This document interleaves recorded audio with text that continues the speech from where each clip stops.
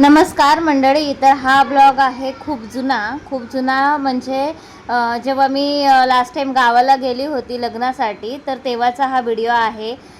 लग्नाच्या नंतर दुसऱ्या दिवशी आम्ही मयुरीचं बेबी शॉवर प्लॅन केलं होतं. येस, फायनली मी पुन्हा एकदा काकी बनणार आहे आणि आमची मयुरी प्रेग्नंट आहे. तर आम्ही खुश होतो ह्या गोष्टीसाठी. मग आमच्या घराच्या समोर जिथे मंदिर आहे तिथेच आम्ही बेबी शॉवर म्हणजे ओट भरणीचा कार्यक्रम ठेवला होता. कारण का कसं मंदिरामध्ये पूर्ण व्यवस्थित बसायला वगैरे अरेंजमेंट होते एवढ्या पाहुण्यांची. तर पहिली मयुरीची माहेरची ओटी भरली, त्यानंतर सासरची ओटी मी भरली.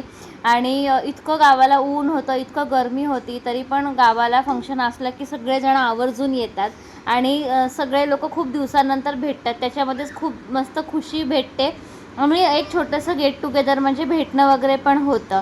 तर मयुरी सुंदरशी अशी रेडी झालेली आणि खूप सुंदर डेकोरेशन केलेलं. हे जे डेकोरेशन केलं होतं ते आमच्या घराच्या शेजारीच राहतात. मयुरीच्या मामाची मुलंच आहेत ती. तर ते असं डेकोरेशनचे वगैरे ऑर्डर्स घेतात. तर त्यांनी असं खूप सुंदर डेकोरेशन केलेलं आणि आम्हा सगळ्यांना खूप आवडलेलं. त्यानंतर ह्या सगळ्या मयुरीच्या बहिणी वहिनी वगैरे आहेत, त्यांनी सगळ्यांनी ओटी भरली.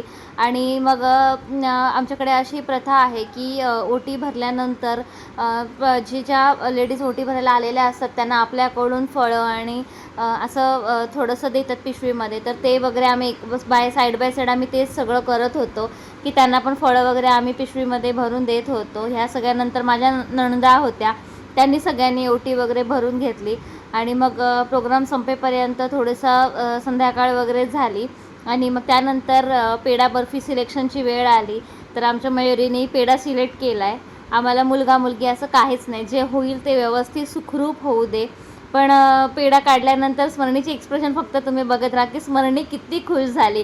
कारण का स्मरणीचं असं आहे की काकाला बाबू झाला पाहिजे, मला भाऊ पाहिजे.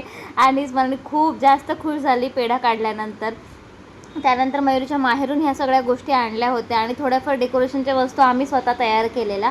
पण त्यावेळेला काही व्हिडिओ वगैरे मी शूट नव्हता केला.